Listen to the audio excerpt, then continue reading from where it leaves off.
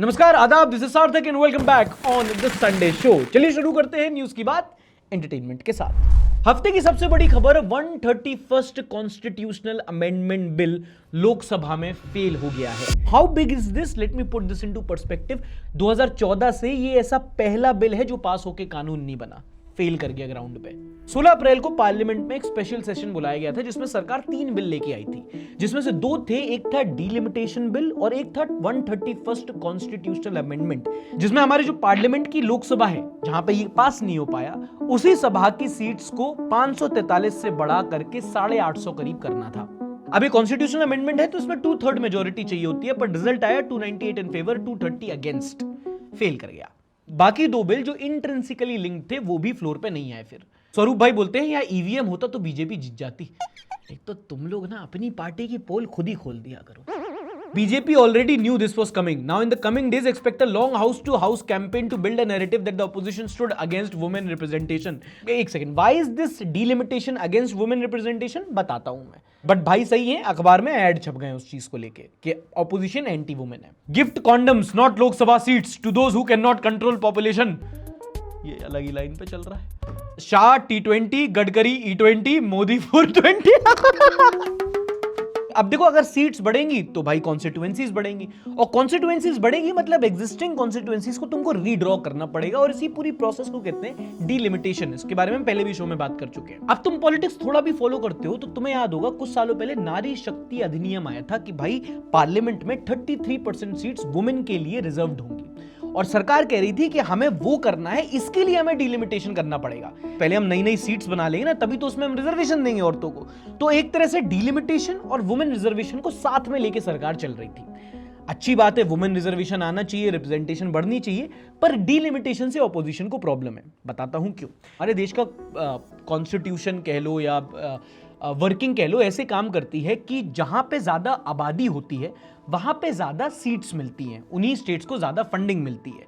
जिन states की आबादी कम है उनकी पॉपुलेशन कम होगी, उनको कम सीट्स मिलेंगी, कम फंडिंग मिलेगी, which is constitutionally little unfair, क्योंकि आबादी उन स्टेट्स की कम है जिन्होंने एजुकेशन पे ध्यान दिया है। लेकिन states like UP, Bihar, MP, Bengal जो बाकी डेवलपमेंट पैरामीटर पे फेल कर गए हैं, वहां पे पॉपुलेशन बढ़ी है।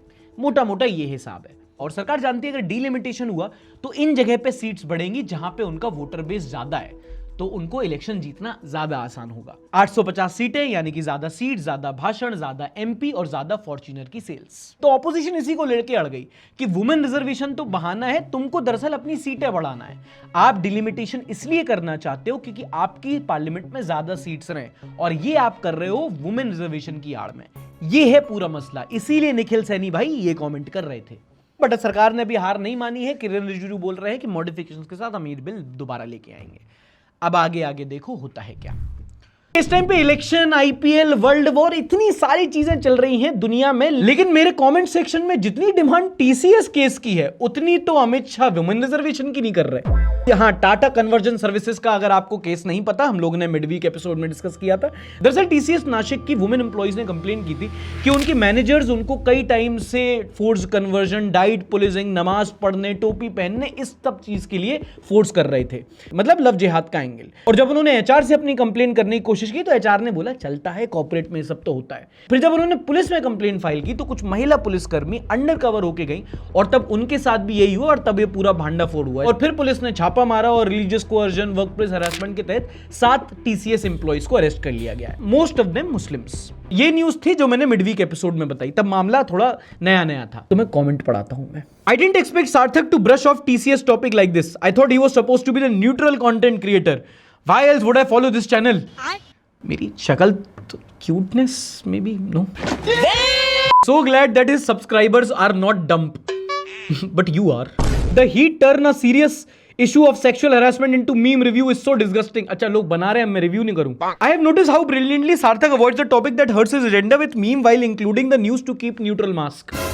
I don't avoid anything, bro. Narayan चक्रवर्ती बोलते हैं, Don't expect you to joke about something so serious. I hope you address this on Sunday. Okay. Let's address this. देखो, आप बोल रहे हो कि मैं एड्रेस नहीं करूंगा, चुपचाप। नहीं यार, तुम जो कमेंट करो, ट्रोल भी करोगे तो my responsibility to come and address this. पिछली वीडियो में आपको 2 प्रॉब्लम हुए कि मैंने उसको अच्छी तरीके से कवर नहीं किया, और दूसरा उसमें जोक किया। भाई ये वो चैनल है जहां पे मैं न्यूज की बात एंटरटेनमेंट के साथ करता हूं, तो जोक्स तो मैं हर न्यूज टॉपिक पे करता हूं। आपको प्रॉब्लम है कि टीसीएस वाला जो न्यूज था वो सेंसिटिव था, उस पर जोक नहीं करना चाहिए था। तो भाई अगला तो वर्कर प्रोटेस्ट का था, वो क्या वो सेंसिटिव नहीं है? बट आपको उसके जोक अच्छे लग रहे, इसको जोक अच्छे नहीं लग रहे। हर वीडियो में होता है। कई सारे ऐसे जोक है जिन पे आप हंस दिए, किसी और को उस पर प्रॉब्लम हो गई। तो भाई सटायर होगा तो जोक्स भी उसमें आएंगे। आप कह रहे हो सेंसिटिव है इसलिए जोक मत करो। कभी दंगे की बात होती है, कभी कोई क्राइम हो जाता है, कभी कहीं करप्शन हो जाता है, कभी टीसीएस वाला। मुझे बताओ देश में कौन सा ऐसा इशू है जो सेंसिटिव नहीं है? But point taken. दूसरा आप बोल रहे हो कि उसमें अच्छी तरीके से कवर नहीं किया। दोस्त देखो, उस टाइम पे डेवलपिंग स्टोरी थी, जितना भी कुछ था एलिजिडली था। जो जो वेरीफाइड था वो मैंने आपको बताया। उसमें भी मेरे से एक गलती हो गई जो मैं आपको बताना चाहता हूं। ये लड़की निदा खान, जिसे कंपनी का एचआर बताया गया, जिसका इस हफ्ते पूरा सोशल मीडिया ट्रायल चल गया। इस हफ्ते कंपनी ने खुद प्रेस रिलीज करके बताया कि वो एचआर थी भी नहीं, वो एक प्रोजेक्ट एसोसिएट थी, बस उसका कुछ लेना देना नहीं था। मैं ये नहीं कह रहा हूं कि वो इनोसेंट है, अभी एब्सकॉन्डिंग है, पुलिस तलाश कर रही है, घर वाले कह रहे हैं कि मुंबई में है, अपने पति के साथ है, उसका बच्चा डिलीवर होने वाला है। अब क्या सच है क्या झूठ है, जब तक मैं खुद वेरीफाई नहीं कर लूं मैं आप तक नहीं बता सकता। प्रॉब्लम आजकल की यही है, चाहे न्यूज आप तक कम पहुंचे पर वेरीफाइड पहुंचनी चाहिए। ब्रेकिंग न्यूज के चक्कर में क्या होता है, वही होता है जो इंडिया पाकिस्तान की वॉर के टाइम पे हुआ। पठानकोट में हमला हो गया, जैसलमेर में हमला हो गया, कराची पोर्ट डिस्ट्रॉय हो गया, रात को इतना ढोल ड्रामा हुआ, पता चला सुबह सब झूठ था। तो मैं वो नहीं कर सकता। May be my problem is कि मैं न्यूज में मजाक बनाता हूं, पर मैं न्यूज का मजाक नहीं बनाता। उसके लिए आप दूसरा गोस्वामी देख सकते हो, विद ड्यू रिस्पेक्ट। चलो प्रथा अनुसार मिडिल ईस्ट की अपडेट दे देता हूं। ईरान और यूएस का चल रहा था, फिर इजराइल और अब लेबनान भी मसले में। ये किटी पार्टी चल रही इनकी। एक तो पता नहीं वर्ल्ड वॉर है कि सोसाइटी का व्हाट्सएप ग्रुप, हर हफ्ते एक ना एक मेंबर ऐड हो जाता है। इस बार बात हुई इजराइल और लेबनान में। लेबनान पता है कहां है? जहां से मियां खलीफा है। जैसे इजराइल और ईरान की नहीं बनती, ऐसे ही इजराइल का पड़ोसी देश है लेबनान, उससे भी नहीं बनती। लेकिन इस हफ्ते 30 साल बाद इजराइल और लेबनान के लीडर्स एक साथ बैठे एक टेबल पे पीस टॉक्स करने के लिए। और ये तो कोई मजाक की बात है, दोनों देशों के बीच में बॉम्बिंग हुई। लेबनान में अथॉरिटीज ने बताया 350 लोगों की जान गई है स्ट्राइक्स में। May be Israel found more stuff about Trump and Epstein files. तो अगर दुनिया एक नेबरहुड है, वो एक बच्चा नहीं होता जो सबसे खुराफाती होता, जो हर दूसरे घर में कलेश करता है। किसी के यहाँ कुंडी खटखटा के भाग गया, किसी के घर का कांच फोड़ दिया, किसी का गमला तोड़ दिया। That's Israel for you. यहाँ पे एयर स्ट्राइक चल रही थी, बट गुड न्यूज आई जब ट्रंप ने अनाउंस किया कि इजराइल और लेबनान के बीच में 10 दिन का सीज फायर अग्री हो गया है। हाँ, इजराइल और लेबनान की सुलह अमेरिका ने कराई, जिसकी ईरान के साथ सुलह पाकिस्तान कराना चाह रहा था। ये क्या चल रहा है दुनिया भर में? ये सब क्या देखना पड़ रहा है? अब तुम बोलोगे यार ईरान की बात से हमें क्या, अब तो हमारे यहाँ सिलेंडर भी आने लगा, हमें कोई इससे ज्यादा फर्क नहीं पड़ रहा। नहीं, आपको फर्क अभी भी पड़ रहा है। जो आपके यहाँ सिलेंडर नहीं आ रहा, पेट्रोल महंगा हो रहा है, ये तो फिर भी ग्लोबल ट्रेड वॉर का एक डायरेक्ट इंपैक्ट है। बहुत सारे इनडायरेक्ट इंपैक्ट भी होते हैं जो आपकी जेब काटते हैं, आपको पता नहीं चलता। फॉर एग्जाम्पल, क्योंकि पूरा ट्रेड रूट इफेक्ट हुआ है तो कई सारी सप्लाई चेन इफेक्ट हो गई है। फार्मा इंडस्ट्री को लगभग $700 मिलियन का नुकसान हुआ है। इसकी वजह से अब तुम अस्पताल जाओगे तो एमआरआई स्कैन से लेके दवाइयां से लेकर हर चीज महंगी पड़ेगी। और क्योंकि पूरा प्रोसेस महंगा पड़ रहा है, तो अगर आप कहीं कोई चेकअप कराने जाओ, कोई स्कैन कराओ, मेडिकल स्टोर पे दवाई सिरिंज लो, सब आपको महंगा पड़ेगा। अब यहाँ पे आप दोनों चीज कंट्रोल नहीं कर सकते, ना ट्रेड वॉर, ना महंगाई और दवाई की जरूरत। इसीलिए एक हेल्थ इंश्योरेंस इतना, मैं क्या इतना हेल्थ इंश्योरेंस सही बात बताऊं, मेरा भी इंश्योरेंस कुछ दिन पहले एक्सपायर कर गया था, मैंने भी रिन्यू नहीं कराया था अभी तक। लगा यार सबको मैं बोलता तो रहता हूं हेल्थ इंश्योरेंस, मेरे पास खुद के पास नहीं है। हिपोक्रेसी का भी सार्थक होता है। इसलिए मैंने सोचा कि अगर मैं विश्वास रखता हूं कि हेल्थ इंश्योरेंस सबके पास होना चाहिए, जब मैं आपको बोलता हूं तो खुद भी लेना चाहिए। तो न्यूज अपडेट के पहले थोड़ा सा एक हेल्थ इंश्योरेंस लेते चले क्या, पर बता देता हूं कैसे ले रहा हूं। डिटो एक प्लेटफॉर्म है जो बेसिकली स्पैम फ्री तरीके से आपको इंश्योरेंस दिलाने में मदद करता है, वो भी फ्री में। इनके कंसल्टेंट्स आते हैं, आपके साथ कॉल पे बैठते हैं, आपकी जरूरतों के हिसाब से आपको एक इंश्योरेंस चूज करके आपको देते हैं। देखो प्रत्यक्ष दिखाता हूं, प्रमाण की जरूरत नहीं पड़ेगी। एक मेरे पास एक अर्गो का इंश्योरेंस था which is expired, तो कैन आई रिन्यू इट और do I need to buy a new one? Once you buy a policy, उसका जो डेट है एंड का, उसके बाद 30 डेज ही हमें लेवी मिलेगा। ठीक है, तो let's buy a new one. So दो तरह के इंश्योरेंस होते हैं भाई, टर्म और हेल्थ। अगर मैं बोलूं कि मेरे को एक ही इंश्योरेंस में अभी खरीद सकता हूं, तो कौन सा मुझे पहले लेना चाहिए, टर्म या हेल्थ, और क्या रीजन?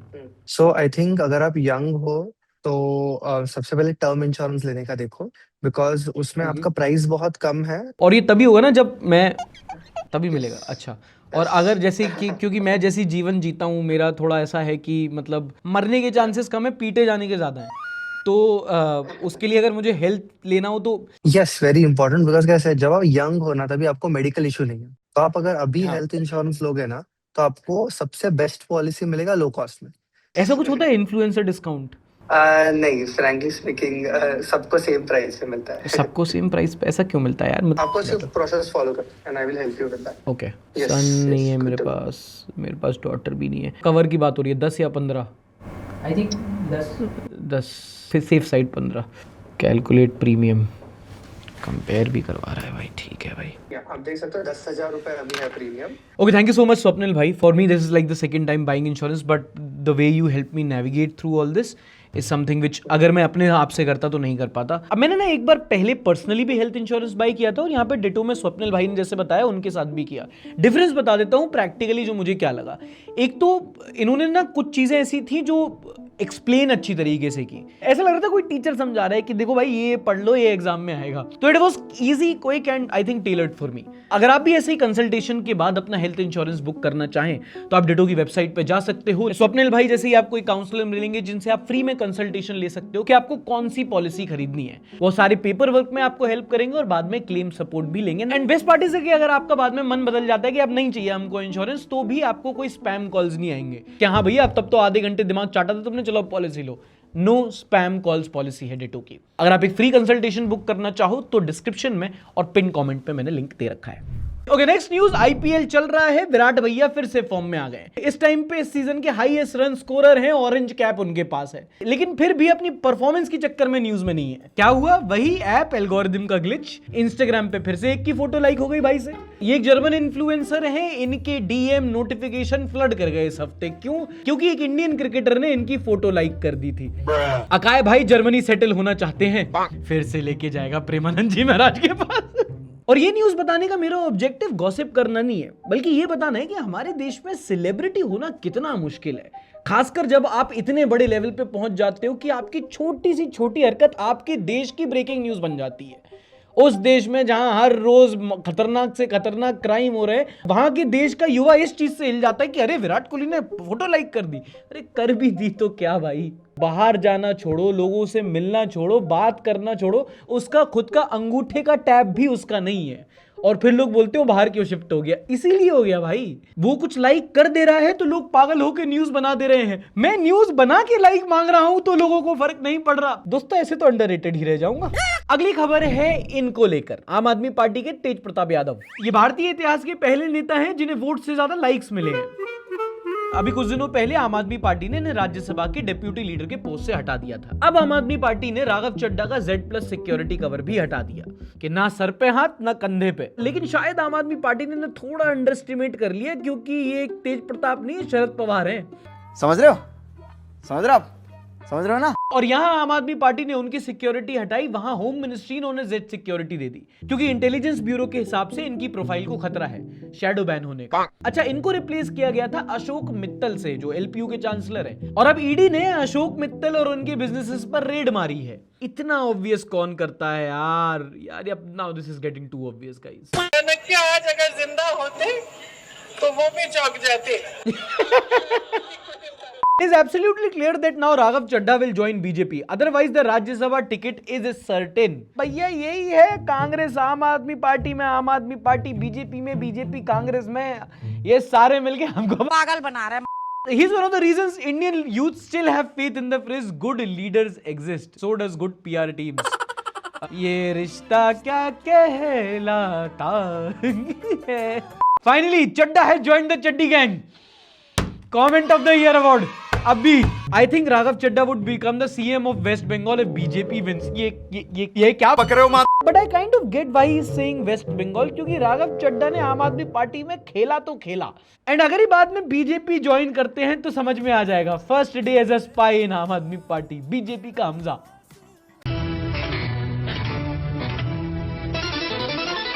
देश में इन दिनों इलेक्शंस का आलम चल रहा है और बंगाल के बारे में आपको पता होगा, पर उसी के साथ साथ असम, पौंडीचेरी, तमिलनाडु और केरला में भी इलेक्शंस हो रहे हैं। और इस बार असम और पौंडीचेरी में रिकॉर्ड वोटर टर्नआउट हुआ है। टर्नआउट पुडुचेरी में तो लोग ऐसे वोट देने आए हैं जैसे कॉलेज के बच्चे सेमेस्टर बैक के डर से अटेंडेंस देने आते हैं। एवरेज के लिए बता दो 50, 55, 60%, 65% बहुत अच्छा वोटिंग टर्नआउट होता है। पौंडीचेरी में 91.2% वोटिंग टर्नआउट रहा। इतने मेरे बोर्ड में नहीं है जितने पौंडीचेरी में इलेक्शन में आ गए। इसके साथ साथ असम और केरला में भी वोटिंग टर्नआउट काफी ज्यादा रहा। 85% हुई असम में और 78% वोटिंग टर्नआउट रहा केरला में। Maximum voters will come at midnight. Tamil में लोग बोल रहे हैं effect of Thalapathy and Assam में लोग बोल रहे हैं effect of SIR and I would like to agree with the latter one. SIR से लोगों में डर बैठ गया कि अभी वोट करने चल लो तो चल लो, अगले में क्या पता मौका मिले कि नहीं। And this is not just rhetoric. Assam के कई सारे ऐसे मुस्लिम बाहुल्य इलाके जहां पर SIR में ज्यादा नाम काटे गए, वहां पे ऐसी 15 से ज्यादा जगह हैं जहां पर वोटिंग परसेंट 90% से ज्यादा रहा। अब बता इसलिए रहा हूं क्योंकि बड़ी बात है, वरना यूजुअली वोटिंग डे लोगों के लिए छुट्टी डे होता है कि आज वोटिंग की छुट्टी मिल गई ना, घर पे बैठ के तारक मेहता देखेंगे, मैं दुनिया हिला दूंगा। वो बगल में मेहरा आंटी चली गई तो साथ में चल लिए, नहीं तो कौन जा रहा है इलेक्शन देने। एंड ये सही बता रहा हूं, हमारे यहाँ लोग वोट अपने राइट्स के लिए कम, शौक और एक्सपीरियंस के लिए ज्यादा देते हैं कि चलो चलेंगे इसी बहाने, बूथ देख लेंगे, बटन दबाएंगे, टू दबेगा, इंक लगेगी, मेहरा आंटी लेके चली गई तो चलेंगे, वरना घर पे बैठ के तारक मेहता देख रहे हैं। अच्छा, आपको याद होगा कुछ समय पहले नीतीश कुमार अपने मुख्यमंत्री पद से रिजाइन कर गए थे और उन्होंने राज्यसभा की सीट ले ली थी। और अब इनसे मिलिए, ये होंगे बिहार के अगले मुख्यमंत्री। आचार्य प्रसाद तो नहीं, सम्राट चौधरी। बिहार को पहली बार भाजपा का मुख्यमंत्री मिलने वाला है इन द फेस ऑफ सम्राट चौधरी, जिन्होंने आते ही साथ बोला है कि बिहार में करप्शन और क्राइम पर एक जीरो टॉलरेंस पॉलिसी होगी, which I truly believe he is the best guide to tackle crime and corruption, क्योंकि लेट्स बी ऑनेस्ट, इनसे ज्यादा एक्सपीरियंस किसको है। अच्छा, डबल इंजन की सरकार में इनको आप बिहार का मोदी भी कह सकते हो। क्यों? क्या हुई? क्योंकि उनकी तरह ही इनकी भी डिग्री पे सवाल उठते हैं। और बता दीजिए कि आपने 10वीं मेरिट कौन से साल में पास की? मैंने अपने एफिडेविट में बड़ा स्पष्ट तौर पर लिखा है, PFC का एक कोर्स मैंने कामराज यूनिवर्सिटी से किया। PFC? हाँ। What is it? Pre foundation course का एक कोर्स मैंने कामराज यूनिवर्सिटी से किया। अच्छा, तो इनके एफिडेविट के मुताबिक कामराज यूनिवर्सिटी से इन्होंने प्री फाउंडेशन कोर्स किया है। बिहार वालों, ऑल द बेस्ट। उठा ले रे देवा, उठा ले रे बाबा। इससे अच्छी सेल्फ अवेयरनेस तो तेजू भैया में ही है। जलवा है हमारा। But that's my personal opinion, you don't have to take it seriously Biharis. लेकिन यार कितना सही है, कोई ने इनसे अगर इनका मांगा कि आप अपना सर्टिफिकेट दिखाएं और ये बोलने कि वो तो चोरी हो गया तो considering that he is the chief minister of Bihar, कोई कुछ कह पाएगा? Good question. अच्छा, इस हफ्ते एक अमेरिकन साइकोलॉजिस्ट हैं, उन्होंने एक बहुत इंटरेस्टिंग स्टडी पब्लिश की। साइकोलॉजिस्ट मतलब सुप्रीमेसी। हाँ पता है, साइकोलॉजिस्ट का नाम बहुत खराब है आजकल मार्केट में, पर ये अमेरिका वाले हैं तो ट्रस्ट कर सकते हैं। इन्होंने पाया कि जैसे जैसे समय बीत रहा है और हमारे हाथ में टेक्नोलॉजी आ रही है, हम लोगों ने एज ह्यूमंस एक दूसरे से बात करना कम कर दिया है। Let me explain. Average word spoken per day, अगर आप ये ग्राफ देखोगे 2005 से लेके 2019 तक मैप किया गया है, एक स्टीप डिक्लाइन है in the number of average word spoken per day. एक व्यक्ति प्रतिदिन ऑन एन एवरेज कितने शब्द बोलता है, वो over the period of time कम हो रहा है। और जितनी जितनी नई पीढ़ी हो रही है वो उतना कम बोल रही है। और इसका रीजन ये नहीं है कि अब हम कम बोलते हैं, भैया इंटरनेट के आने के बाद तो जुबान लोगों की और चपड़ चपड़ चलने लगी है, मुझे ही देख लो। ऐसा लोग क्यों कम बोल रहे हैं, उसका रीजन ना बहुत इंटरेस्टिंग है। रिसर्चर्स ने पॉइंट आउट किया that small incidental conversations have gone down. मतलब जो आप दोस्तों से बात कर रहे हो, कलीग से बात कर रहे हो, तो आप कर ही रहे हो। उसके अलावा भी जो अजनबियों से आप छोटी छोटी बातें करते थे वो अब उतनी नहीं होती, क्योंकि टेक्नोलॉजी ने उस कॉन्वर्सेशन को इररिलेवेंट बना दिया है। जैसे आप पहले कहीं जाते थे तो आप किसी से रास्ता पूछते चलते थे, अब गूगल मैप्स आ गया, नहीं पूछना पड़ रहा। कहीं कैशियर से बात होती थी, UPI हो गया। पहले रेस्टोरेंट जाते थे, खाना ऑर्डर करते टाइम ही वेटर से 2-3 शब्द बोल लिए, अब जोमेटो कर लिया। लोग बोल कम, टाइप ज्यादा कर रहे हैं, WhatsApp, social media comments, mails etcetera etcetera. And मुझे बोलते बोलते रियलाइज हो रहा है कितना यूनिक और कितना नुआंस्ड ऑब्जर्वेशन है ये, कि टेक्नोलॉजी हाँ दो ह्यूमंस के बीच में फ्रिक्शन कम कर रही है, बट उनका इंटरेक्शन भी कम कर रही है। जब 4-5 लोग एक दूसरे के सानिध्य में बैठे होते हैं, फिर भी वो एक दूसरे से बात नहीं करते, क्योंकि वो फोन में इन्वॉल्व होते हैं। इसका अंग्रेजी में एक कॉन्सेप्ट है, इसको कहते हैं फबिंग। मेरी तरह तुमने भी कुछ नया सीखा ना आज, लाइक करो चलो। अच्छा, अमेरिका ईरान क्राइसिस के बीच में एक बड़ी इंटरेस्टिंग डेवलपमेंट हुई। इन दोनों तेल की जगह जगह मारामारी है, हर देश चाह रहा है कि उनके यहाँ एक टैंकर आ जाए तेल का। लेकिन रिसेंटली एक ऐसा भी इंसिडेंस हुआ है जहां पे एक शिप जिसमें तेल भरा हुआ था वो आके हमारे देश के पोर्ट पे खड़ा हो गया, पर कोई भी कंपनी उसको क्लेम करने को राजी नहीं थी। काफी बड़ा शिप है, क्रूड ऑयल लेके आया था। शिप का नाम था डेरिया, या फिर हो सकता फारसी में उसको दरिया कहते हो। अब सीन ये है कि अमेरिका ने ईरान पे सैंक्शंस लगा रखे हैं और ईरान के साथ जो देश जो कंपनी ट्रेड करेगी अमेरिका उन पे भी सैंक्शंस लगाएगा। 20 तारीख तक अमेरिका ने सैंक्शंस का वेवर दे रखा था कि ले लो, लेकिन 20 तारीख के बाद हम सैंक्शंस लगाएंगे जो भी ईरान से तेल खरीदेगा। अब ये शिप उसके बाद लोड हुआ और हॉर्मुज से निकल के इंडियन शोर्स पे पहुंच गया। ये डेरिया एक VLCC है, वेरी लार्ज क्रूड कैरियर, पर फिर भी कोई कंपनी इससे खरीदने को, इसको ऑफलोड करने को राजी नहीं थी, क्योंकि उनको पता था कि ये एक ईरानियन शिप है, अगर इससे आपने ट्रेड कर लिया, व्यापार कर लिया, तो यूएस आपकी कंपनी पे सैंक्शंस लगा सकती है। तो एक दिन तक शोर्स पे खड़ा रहा। Interesting isn't it? बाद में मोदी जी से ट्रंप की तूतारी हुई आधे 1 घंटे, तब जाके फिर पता नहीं क्या अपडेट है इसका। इसका क्या करूंगा मैं? मुझे नहीं मालूम, आप कुछ भी करिए। एक बड़ी और दुखद खबर आई मुंबई से। गोरेगांव में 11 तारीख को एक टेक्नो कॉन्सर्ट हो रहा था। टेक्नो म्यूजिक तुम्हें पता है ना क्या होता है? नहीं। डिक चिक डिक चिक डिक चिक डिक चिक डिक चिक डिक चिक डिक चिक, वो होता है टेक्नो। क्या यार, सतेंद्र सरताज वाली ऑडियंस तो समझ ही नहीं पाएगी। टेक्नो जो कॉन्सर्ट होते हैं इनका बहुत हिप्पी वाइब होता है। बहुत सारे लोग आते हैं अटेंड करने और ज्यादातर भंड मिलेंगे तुम्हें। किसी ने कुछ फूका होता है, किसी ने कुछ पिया होता है, किसी ने पर्चा मारा होता है और किसी ने लिया होता है MDMA। MDMA एक ड्रग होता है जो NDPS एक्ट के तहत बैन है इंडिया में। कुछ घंटों के लिए तो एक्सटेसी दे देता है, लेकिन ये बॉडी का टेम्परेचर 42 डिग्री से ऊपर ले जाता है और ये अचानक से हिट करता है। और एक बार कंज्यूम करने पे हिट नहीं करता तो लोग 2 बार ले लेते हैं और वो ओवरडोज उनकी बॉडी पे इफेक्ट कर जाता है। ये सूत्रों के हवाले से मुझे खबर मिली है, अब सूत्र मत पूछना मेरे। खैर, इस टेक्नो कॉन्सर्ट में भी यही हुआ। 24 साल और 28 साल के 2 अटेंडीज ने इसका ओवरडोज कर लिया और उनकी उसमें मौत हो गई। वेदांकिता बोलती है, for everyone blaming it on techno music, drugs are nowhere related to techno, it's more a choice or an association that people made up. I know people who can be sober and still enjoy techno music long hours. पता नहीं, हो सकता नशे के बाद कुछ अलग hit करता हो, पर मुझे तो ढिकचिक ढिकचिक समझ नहीं आता। Kalyan supplier arrested, but the real question is how many are still roaming. बहुत यार। बाय द वे, पुलिस ने इस पे एक्शन लिया है, ऑर्गेनाइजर्स पे कार्रवाई की है और एक पेडलर को भी अरेस्ट कर लिया है। बट ऐसे बहुत सारे और पेडलर हैं जो खुले में घूम रहे हैं। और अब तो जो पूरा ड्रग का कारोबार है ना, पूरा इकोसिस्टम बन गया। पहले होता था गांजा लाके लोग देते थे, पर आजकल तो मार्केट प्लेस की जरूरत नहीं है, सब वर्क फ्रॉम होम हो गया है। कई सारे ऐसे डिलीवरी एप्स हैं, नाम नहीं लूंगा, बट उसके थ्रू लोग पैक करके भेज देते हैं। बस OTP देनी होती है, कोड वर्ड देना होता है, चल रहा है काम भाई। और खासकर बड़े शहरों में, मैं बता रहा हूं दोस्तों, मैंने देखा है सीन हिप। ये जेनजी स्लैंग पकड़ते पकड़ते ना एक दिन रियलाइज करूंगा बुढ़ा हो गया हूं। इस हफ्ते सबरीमाला केस पर सुप्रीम कोर्ट से एक इंपॉर्टेंट अपडेट आया। नाउ इट्स इंपॉर्टेंट, जिसको नहीं पता है उसको सबरीमाला केस के बारे में एक कॉन्टेक्स्ट दे दिया जाए। सबरीमाला मंदिर हमारे देश का एक बहुत प्रतिष्ठित मंदिर है एंड सदियों से इस मंदिर में सिर्फ पुरुषों को, ओनली मेल डिवोटीज को अलाउ किया जाता था। महिलाओं को इसके अंदर नहीं आने दिया जाता था, जिसके बाद एक पूरा मूवमेंट चला कि भाई डिस्क्रिमिनेशन क्यों हो रहा है, मंदिर के अंदर औरतों को क्यों नहीं आने दिया जा रहा। और उसको लेकर फिर मामला कोर्ट में पहुंचा, क्योंकि ये तो भाई डिस्क्रिमिनेशन हो गया, ये तो फंडामेंटल राइट की बात हो गई, ये तो इक्वालिटी की बात हो गई, संविधान आ गया यहाँ पे। Unless the flip side of the coin. बहुत क्लियर मामला है, पर पेचीदा जब हो जाता है जब आप समझो कि सबरीमाला मंदिर है किसका और किस लिए। दरअसल सबरीमाला मंदिर में अयप्पा भगवान को पूजा जाता है, जो ब्रह्मचारी थे, मतलब एक तरह से ब्रह्मचार्य को पूजा जाता है। और ब्रह्मचार्य बजरंगबली के भक्त समझ गए होंगे कि आप अपने जीवन में भोग यानी कि महिला सुख त्याग देते हो। मॉडर्न डे में भी ब्रह्मचार्य बहुत लोग प्रमोट करते हैं, एक लाइफस्टाइल है कुछ लोगों की और कुछ लोगों की मजबूरी। खैर, सबरीमाला में महिलाओं को एंट्री नहीं मिलती थी, काफी ज्यादा प्रोटेस्ट हुए, सोशल रिफॉर्म की बात हुई और 2018 में कोर्ट का एक लैंडमार्क जजमेंट आया जिसमें उन्होंने कहा कि महिलाएं अब सबरीमाला में अलाउ की जानी चाहिए।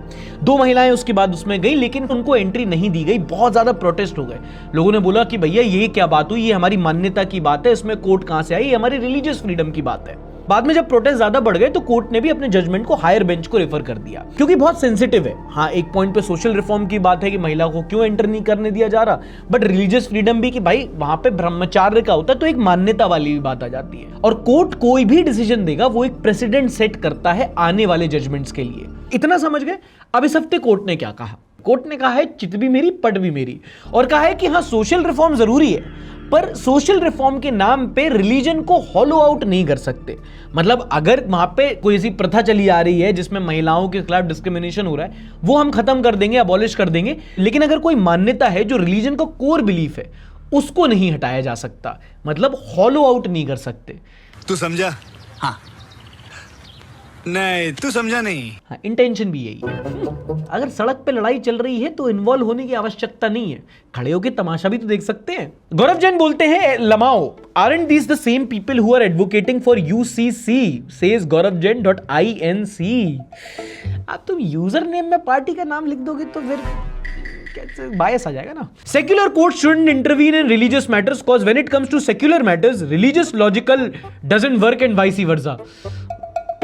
यही डेमोक्रेसी का कॉन्सेप्ट होता है, कोर्ट रिलीजियस मैटर में इंटरफेयर कर सकता है लेकिन रिलीजन कोर्ट के मामले में नहीं जा। कल पंडित आके अदालत में दंड थोड़ी देगा। Please touch the pending cases, they are also untouchables. दोस्तों अब यहां पे मैं कुछ कमेंट नहीं कर सकता, किसी भी चीज पे कर सकता हूं रिलीजन के मैटर में। मुझसे ज्यादा धर्मी आदमी मैंने नहीं देखा। रिलीजन के टाइप में भी फूड ही लिखता हूं मैं। आपने टीसीएस का केस सुना होगा लेकिन एक चौंकाने वाली न्यूज आई है max life insurance company case से। आपको याद होगा पिछले हफ्ते के शो में कोर्ट ने एक न्यूज में कहा था कि इंडिया में लीगैलिटी और मोरालिटी अलग अलग चीजें होती हैं। कुछ चीज जो मोरली गलत हो सकती है जरूरी नहीं कि वो लीगली गलत हो। ऐसे ही हुआ 10 साल पुराने एक max life insurance company case में। बहुत पुरानी घटना है। हुआ क्या कि एक टीम मीटिंग चल रही थी जहां पे बीच मीटिंग में एक लड़की ने कलीग पे आरोप लगाया कि सर ये ना मीटिंग पे फोकस नहीं कर रहा, इसकी फोकस आपके 2 पॉइंट पे नहीं है, मेरे 2। उसने एचआर को कंप्लेंट की, कंपनी की इंटरनल कमेटी बनी और कमेटी ने अल्टीमेटली को एम्प्लॉय को क्लीन चिट दे दी कि भैया घूर ही तो रहा था। लड़की ने बोला ऐसे कैसे घूर सकता है, मैं घूरने भी नहीं दूंगी, मैं तो केस करूंगी। और उसने बाद में केस कर भी दिया अंडर आईपीसी सेक्शन 354 वॉयरिज्म। अब तुम अगर बोलो ई का होवे है वॉयरिज्म, तो वॉयरिज्म मतलब किसी इंसान की प्राइवेसी को इन्वेड करना, उसको ऐसी जगह से छुप के देखना जहां पे वो प्राइवेसी एक्सपेक्ट कर रहा हो, जैसे कि बाथरूम, चेंजिंग रूम। वहां अगर तुमने देखा ना तो पुलिस तुमको देख लेगी फिर। Now coming back to the case, court ने भी इसको क्लीन चिट दी है। उन्होंने कहा है कि ये वॉयरिज्म के अंडर नहीं आता क्योंकि वॉयरिज्म में लड़की का एक प्राइवेट प्लेस पे होना जरूरी है। ऑफिस मीटिंग एक पब्लिक में होती है, प्रोफेशनल सेटिंग है, प्राइवेट सेटिंग नहीं। ना इससे पहले तो मेरे ऊपर चढ़ जाओ, कोर्ट ने क्लीन चिट दिया, इसका मतलब ये नहीं कि आदमी सही है, बस उस पे केस गलत लगा है। वर्क प्लेस में हरासमेंट के लिए पॉश एक्ट लगता है, प्रिवेंशन ऑफ सेक्सुअल हरासमेंट, यही है ना? सिंपल। या फिर section 354A outraging the modesty of a woman, लेकिन इन्होंने लगाया वॉयरिज्म 354C। इंडिया में हरासमेंट के खिलाफ केस फाइल करना इज लाइक केबीसी खेलना। सवाल ठीक है हरासमेंट का, लेकिन जवाब A-B-C ऑप्शन चूज करने पड़ेंगे, वरना नो फोन अ फ्रेंड और 50-50 ओनली ऑडियंस पोल। और ऑडियंस तुम जानते हो तुम्ही को विक्टिम ब्लेम कर देगी। कौन सी लड़की ऐसे अचानक अजनबियों के साथ में रिसोर्ट में जाती? एप्स्टीन फाइल्स को ब्लॉक कर दिया गया है।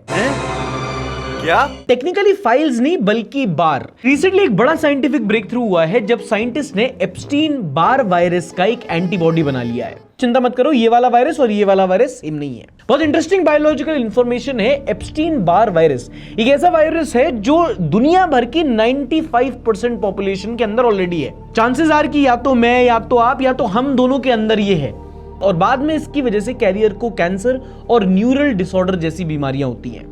ये वायरस जनरली जो हमारी बॉडी में इम्यूनिटी के लिए जरूरी बी सेल्स होते हैं उनको टारगेट करता है, और यही इस वायरस की स्पेशलिटी है कि जो सेल्स के डिस्ट्रक्शन वाले सिग्नल्स हैं उनको ब्लॉक करता है और उनको म्यूटेट होने देता है। और जब यही cycles bar bar multiple thousand lakhs of time repeat होती है तो अनकंट्रोलेबल सेल ग्रोथ कैंसर बन जाता है बॉडी में। और इस ईबीवी वायरस के मेन टारगेट होते हैं ट्रांसप्लांट और वीक इम्यूनिटी के पेशेंट्स। ये है डॉक्टर एंड्रयू मैगोयर, एक सेल्यूलर बायोलॉजिस्ट है। इन्होंने और इनकी टीम ने रिसर्च करके ईबीवी वायरस केस में ये प्रोग्रेस किया है। ना मैं बायोलॉजी में इतना एक्सपर्ट नहीं हूं तो बिल्कुल क्रिटिकल डिटेल्स नहीं समझा सकता क्योंकि तुम भी एक्सपर्ट नहीं हो, बट हाँ मेडिकल साइंस में एक बड़ी प्रोग्रेस हुई है। Okay, next positive news is this women Vaishali, जो हाल ही में कैंडिडेट्स चैंपियनशिप जीत गई है। दरअसल चेस में वर्ल्ड चैंपियनशिप जीतने के पहले आपको एक कैंडिडेट्स टूर्नामेंट खेलना होता है जो दुनिया भर के टॉप 8 चेस प्लेयर्स के बीच में खेला जाता है। जो जीतता है वो डिफेंडिंग वर्ल्ड चैंपियन को चैलेंज करता है। And Vaishali has become India's first women to win candidates. Interesting बात बताऊं, तुमने प्रज्ञानंद के बारे में सुना होगा जिसको चेस प्रोडिजी कहते हैं। ये उन्हीं की बड़ी बहन है। हाँ, अपने घर में भाई बहनों की नौकरी नहीं लग रही, इनके दोनों भाई बहन वर्ल्ड चैंपियन बने घूम रहे हैं। अब वैशाली वर्ल्ड चैंपियन मैच खेलेंगी चाइना की जू वेंजुन के खिलाफ जो 5 टाइम वर्ल्ड चैंपियन है। और अगर वैशाली वो मैच जीत जाती हैं तो इंडिया के पास दोनों टाइटल होंगे, ओपन कैटेगरी और वुमेन कैटेगरी, और दोनों विजेता इंडिया के होंगे, दोनों चेन्नई से होंगे। एंड यहीं पर let me praise the city of Chennai जो इंडिया का चेस हब बन के उभर रहा है, जहां बाकी सिटीज में क्रिकेट के टूर्नामेंट्स होते हैं, क्रिकेट को लेके नई एकेडमीज खुलती हैं, ऐसी चेन्नई में अब चेस की एकेडमीज बहुत खुलने लगी हैं। और यहां से इंडिया को वर्ल्ड चेस चैंपियंस भी मिल रहे हैं। अच्छा ठीक है, पता है बहुत सीरियस होगा, बहुत बोरिंग भी हो सकता है, इसलिए moving on to the next segment where we talk about news but without any sense, और as we call it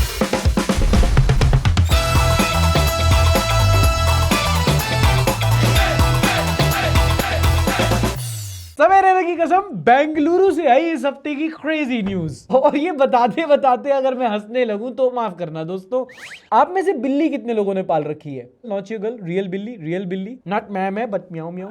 and अगर आप एक पेट पेरेंट हो तो आपको पता होगा कि बिल्ली कितनी खुराफाती होती है। कुछ भी खा लेगी, कहीं भी जाके चढ़ के बैठ जाएगी, कहीं भी छुप जाएगी, उसको तुम ढूंढने जाओ तो तुमको भी पंजा मार देगी, तुम बोलो है तो दूसरा पंजा मार देगी। कभी तुम चिड़े होगे तो उसका खेलने का मूड हो जाएगा, जब तुम खेलने लगोगे तो चिढ़ जाएगी, पता नहीं किस बात पे गुस्सा करेगी, मनाने जाओगे तो पंजा मार देगी। Okay now I see the connection. But कहने का मतलब बिल्ली अनप्रेडिक्टेबल होती है। बैंगलोर से सुनो अगली खबर। बैंगलोर में एक घर में बिल्ली प्रेग्नेंट हो गई, उसने 4 किटन्स दिए। उन्होंने कहा यार हमारी बिल्ली का तो कोई बॉयफ्रेंड भी नहीं है, बड़ी संस्कारी बिल्ली है, ये कैसे 4 दे रही है। फिर किसी ने बोला वो बगल वाले घर का बिल्ला है ना, वो बड़ा हरामखोर है, वो ही किसी दिन आगे कॉलेज कर गया। तो नानी अपनी नातिनों को थाल में सजा के ससुराल पहुंच जाती हैं कि तुम्हारे बिल्ले ने क्या किया, हमारी बिल्ली प्रेग्नेंट कर दी। तो उन्होंने बोला सुनिए, हमारे बिल्ले पर इल्जाम नहीं लगाइए, संस्कार आपकी बिल्ली के खराब है, हर शाम को ठुमके मार के जाती है हमारे बिल्ले के सामने से, और मुलायम सिंह की कसम लड़के हैं, गलती हो जाती है। तो उन्होंने कहा वो सब तो ठीक है, अब ये बच्चों ने कलेश कर दिया, क्या किया जाए इन 4 का? आप रखिए। नहीं हम नहीं रखेंगे। अरे आपके घर के वंश है, आप रखिए। नहीं पर आप तो आपकी जिम्मेदारी है। मैटर सुलझने की जगह और उलझ गया, इतना कि पुलिस बुलानी पड़ गई।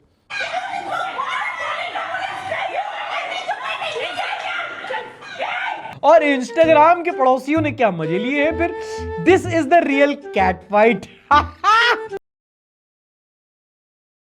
रेप का केस लगाकर मेल कैट को जेल भेज दिया जाए, धारा 375। Even cats have caste problems. अच्छा, बिल्ला दलित था। मेरे फ्लैटमेट है आमिर भाई, उनकी अपनी बिल्ली है, बेचारी 2-3 महीने की हुई नहीं, उन्होंने उसकी वैसेक्टॉमी करा दी। मैंने कहा एक बार तो चर्म सुख लेने दो अपनी बेटी को। Why only police go to court and also have male cat pay alimony of 500 gram of cat food daily? विस्कास का पैकेट रोज 1। अब तुम सोच रहे हो कि इस मैटर में पुलिस ने क्या किया। पुलिस आई, पहले दोनों घर परिवारों को समझाया और जब दोनों राजी नहीं थे उन किटन्स को एक्सेप्ट करने के लिए, तो पुलिस ने उन 4 को कहीं और अडॉप्ट करा दिया। And let me tell you, बिल्ली ना फालतू में बदनाम है। ये कुत्ता बिल्ली ये सारे कलेश करते हैं। ये रात को जो मुंह बना लेते हैं ना कि इनको पेट्रोलिंग पे लेके जाओ, क्या करते हैं मोहल्ले में, ये जा जाके सूंघते हैं, ये अपनी सुसु करते हैं, दूसरे की सूंघते हैं, टारगेट सेट करते हैं। मोहल्ले के खंभों के नीचे इनका अपना टिंडर चल रहा होता है। जबलपुर के एक रेलवे स्टेशन में चोरी करते हुए टॉम क्रूज पकड़ा गया। क्या बात कर रहे हैं? हाँ, ट्रेन में लगभग सुबह 4:45 का टाइम था। आरपीएफ ने देखा कि एक बंदा ट्रेन से चोरी करके भाग रहा है। उन्होंने उसका पीछा किया। बंदा आगे भाग रहा है, पीछे पुलिस पीछा कर रही है। मार्केट से गुजरता है, आगे जाके एक तालाब में कूद जाता है। पुलिस भी बाहर चिल हो जाती है कि कोई दिक्कत नहीं, डूबा रहे। कब तक डूबा रहेगा? सूर्योदय के पहले तो भर के बाहर आ ही जाएगा। भाई दोपहर तक बंदा बाहर ही नहीं निकलता। पुलिस की फट जाती है कि मर तो नहीं गया, पर दूसरा वाला कहता है मरता तो लाश तैरती। बात तो सही है। पुलिस ने डाइवर्स को बुलाया, नीचे लाश देख के आओ। डाइवर्स नीचे कूदे तो अंदर चोर बैठ के कमल की चिल्लम फूक रहा था। हाँ, लोटस होता ना कमल का फूल, उसके स्टेम से सांस ले रहा था वो अंदर। Poor fellow seems like he drank half the pond water while underneath the pond. Look at his stomach getting ready to burst. Cameraman police से पहले पहुंच गया। देश का अंदरूनी धुरंधर, bros training for world war 3। वो अलग ही बंदा था। 15 मिस कॉल फ्रॉम एनएसजी। बताओ, तभी तो देश तरक्की नहीं कर पा रहा। जिनको फौज में होना चाहिए वो चोरी कर रहे हैं। उनको अच्छे से ट्रेनिंग दी जाए ना, तो हम उसको अपना एजेंट बना सकते हैं। पता पूरा टैलेंट वेस्ट हो रहा है रेलवे में चोरी करते हुए। अगली खबर सुनो टांजानिया से। टांजानिया पता है कहां है तुम्हें? कह रहा नोएडा में वाटर पार्क है। अबे टांजानिया एक शहर का नाम है, देश का नाम है। अरे कहना क्या चाहते हो? देश का नाम है अफ्रीका में। टांजानिया के ज़ांज़ीबार में एक हैरत अंगेज चोरी हुई। एक बंदा आया, पुलिस से बोला कि साहब मैं बस में ट्रैवल कर रहा था, किसी ने मेरे कंधे को छुआ और मैं घर गया और देखा चोरी हो गया। पुलिस ने पूछा क्या चोरी हो गया? बोला साहब जो चोरी हुआ है वो गलत चोरी हुआ है। क्या गलत चोरी हुआ है? क्या वो चोरी हो गया? हाँ सर वो चोरी हो गया। वो चोरी हो गया? सर वो चोरी हो गया। क्या बात कर रहा है? वो चोरी हो गया? वो चोरी हो गया। उसका सिपाही चोरी हो गया। क्या बात कर रहे हैं? और उसके बाद तो भागी पुलिस पागल हो गई। और फिर अगले 2-3 दिन और भी लोग आए जिन्होंने बोला उनके भी सिपाही चोरी हो गए। वहां पर एक अफवाह फैल गई कि मर्दों के सिपाही चोरी हो रहे हैं और लोगों को शक होने लगा। भाई लोग एक दूसरे पे शक करके लोग पीटने लगे। एक बिजनेसमैन को तो बकायदा 20-25 लोगों ने पीट दिया। अब पुलिस का काम है जांच करना, और केस जब ऐसे हो तो बदकिस्मती भी, और जब जांच की तो पता चला कि सिपाही तो सबके तैनात हैं। तो फिर मेडिकल एग्जामिनेशन कराया गया तो फिजिकल तो कोई डिफेक्ट नहीं निकला, पर जो पहला बंदा आया था उसको एक मेंटल डिफेक्ट जरूर था, जिससे उसको लगा कि चोरी हो गया है। एक बंदे का मेंटल इशू, बाकियों का प्लेसिबो। आदमी देख रहे हो कितना इनसिक्योर होता है। और ये तो थी न्यूज, नॉनसेंस सुनो। सिपाही चोरी के केस में वहां पे अरेस्ट हुए। पुलिस ने अल्टीमेटली पैनिक क्रिएट करने के लिए 10 लोगों को अरेस्ट कर लिया। शाबाश बेटा। अच्छा, एक इंटरेस्टिंग कांड हुआ कानपुर में। वाह, कानपुर और कांड। 2 आदमियों की सड़क को लेकर झड़प हो गई। वाह, ये तो राइम कर गया। अबे साले। नाम दोनों के आइडेंटिटी प्रोटेक्ट चंटू मंटू रख लेते हैं। मंटू भाई साहब की दुकान थी, दुकान के सामने की सड़क टूटी फूटी थी, तो चंटू भाई साहब निकल के बोले, भाई साहब आपके आगे रोड सड़क नहीं बनी। अगले दिन निकले, अरे रोड टूटी हुई है, अरे रोड टूटी हुई है, सड़क नहीं बनी आपके आगे। फिर आज भी सड़क नहीं बनी। आज भी एक दिन मंटू ने चंटू को धर लिया, अंदर लेके आए, दुकान के अंदर अपने लौंडे के साथ पीटा, 2 दांत तोड़ दिए और बोला लो बन गई सड़क। लोग कहे सड़क नहीं तो हाईवे निकाल दिया। भाई धीरे बोलो, नितिन गडकरी ने सुन लिया तो उस पर भी टोल लगा देंगे। जिस राह पे तुम चल रहे हो बेटा, एक दिन पूरी तरह फंसोगे। दांतों का भी बुरा हाल है योगी के राज में। अब दांतों के मामले में योगी जी क्या कर रहे हैं यार? बालों का होता तो मैं समझता भी। जस्ट सेइंग, ऐसा कुछ गुस्सा होने वाली बात नहीं है। फैक्चुअली तो गलत नहीं बोल रहा हूं, देखो। अच्छा, यहाँ पे अपने यहाँ नोएडा में वर्कर्स की प्रोटेस्ट चल रहे थे, लेकिन ये जो वर्कर्स की प्रॉब्लम है ये सिर्फ इंडिया तक लिमिटेड नहीं है। चाइना में भी ऐसा ही होता है, बट चाइना में प्रोटेस्ट करने का तरीका थोड़ा अलग था। एक महिला थी, कॉर्पोरेट में काम करती थी, वो गई अपने बॉस के पास, बोली बहुत काम कराते हो, मेरी सैलरी बढ़ाओ। बॉस ने कहा नहीं बढ़ाएंगे, तो उसने कहा जितना पे करोगे उतने का ही काम करूंगी।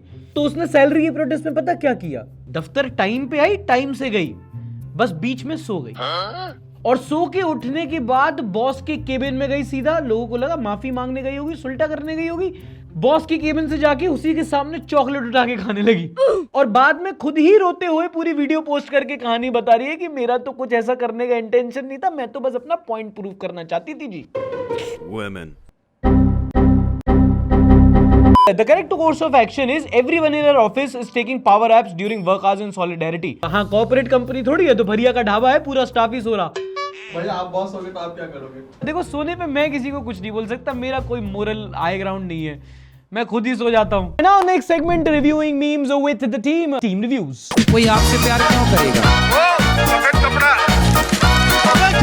दुनिया खत्म है।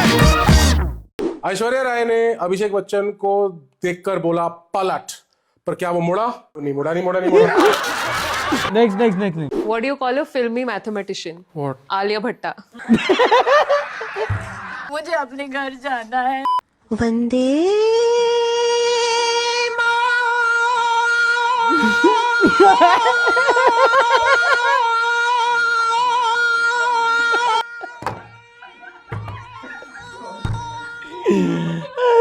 मत कर लाला, सीरियस मैटर है।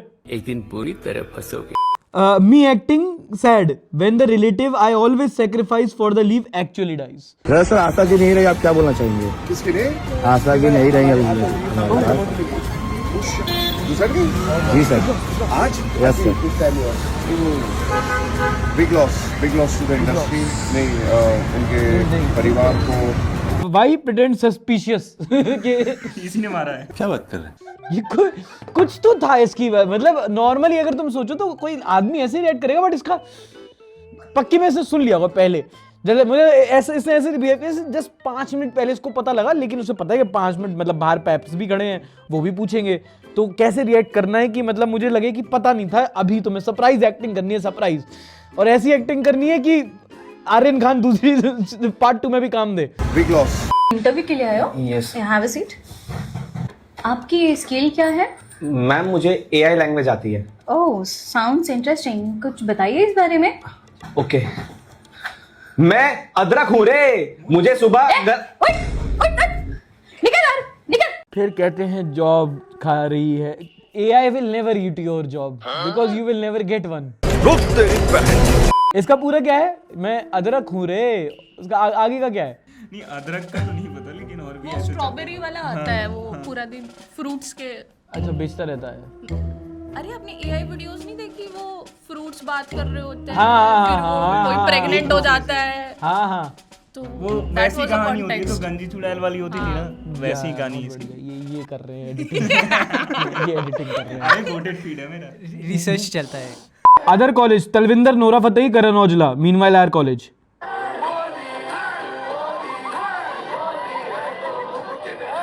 कौन सा कॉलेज है ये? गलगोटिया। NIT सूरत। NIT सूरत। अच्छा ओ, ये यूपी का कोई कॉलेज है, वहां बज रहा होता कब आओगे अखिलेश में। मेरे। सोचो कोई ऐसा गाना है, वो वेव नहीं बनाते अब कॉन्सर्ट में, कब आओगे मेरे अखिलेश। मुफ्ती साहब, कुकर में 3-4 सीटियां क्यों लगती हैं? क्योंकि औरत एक बार में कहाँ सुनती है, वल्लाहु आलम। वल्लाहु आलम। देख रहे हो एक बार में सटली कितना की कुकर में सीटी तो औरत का ही काम। पेट्रियार्की भी घुसेड़ दी, लेकिन ऑफेंड वो चीज नहीं कर रही। मुफ्ती साहब सीटियां बाय सीटियां, मुफ्ती साहब कुकर बाय कुकर। मुफ्ती साहब आज 3-4 बार पिटोगे अलग अलग पत्नी से। बस 4 बार मैक्स, यहाँ नॉट 7। मुफ्ती फॉर अ रीजन। वल्लाहु आलम। Helping hand.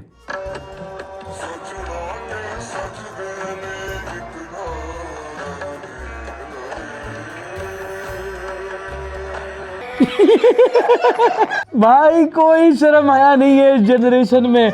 मैं कभी ऐसी रील बना देते हैं लोग, मैं हंस के ऐसे होता हूँ कि अरे यार बहुत खराब आदमी हूँ यार मैं। कोई सेंसिटिविटी बची नहीं है मेरे अंदर, एम्पैथी कहीं सब गायब, लेकिन कंटेंट ही। अभी कोई आएगा नीचे कमेंट सेक्शन में बोलेगा this is not funny, you can't laugh on this. खुद हंसने के बाद बोलेगा तू नहीं हंस सकता इस पे। ध्रुव राठी वो कुणाल का शो में आता है, ऐसे मीम था ना ये, वो बोलता है कि उसके बारे में सोचो, इमोशनल चला जाता है। अच्छा ध्रुव भाई इमोशनल चलेगा इस चीज पे? अरे बेचारे ऑटो वाले का सोचो, उसकी क्या गलती है यहाँ पे। मतलब आप उस ऑटो वाले की जगह होते तो आपको कैसा फील होता है यहाँ पे। तो वैसा ही एक्ट करो तभी गाली नहीं पड़ेगा कमेंट्स में।